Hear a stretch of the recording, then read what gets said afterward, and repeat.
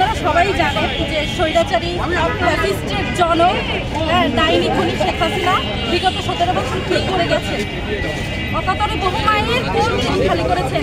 তিনি ভাষণ দিতেন, রিক্ত আমি শূন্য, আমি দেবার কিছু নাই, আছে শুধু ভালোবাসা। আর তার ভালোবাসা প্রমাণিত হয়েছে মায়েদের বুক খালি করার মাধ্যমে, দেশের জনগণকে রক্তাক্ত করার মাধ্যমে। তো এই হাসিনার মতো আর কোনো চাকরিবাদ সরকার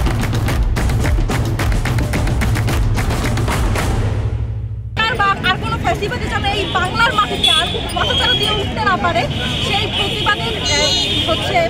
এবং আমরা আগামী ভবিষ্যৎ, আগামী বাংলাদেশের তরুণ প্রজন্ম এবং আগামী বাংলাদেশের যারা এদেশকে শাসন করবে তারা যেন জনমানুষের নেতা হয়। এবং বর্তমান সময়ে তারা দেশের বাইরে থেকে বিভিন্ন রকম অরাজক পরিবেশ সৃষ্টি করার জন্য আপনারা দেখতে পেয়েছেন তারা এখন আমাদের লকডাউনের মতো এই জঘন্য কর্মসূচি দিয়েছেন, কিন্তু তার কোনো ছোঁয়া বা তার কোনো ছিটে ফোটা আমাদের খুলনা সহ খুলনা কোথাও পড়ে নাই।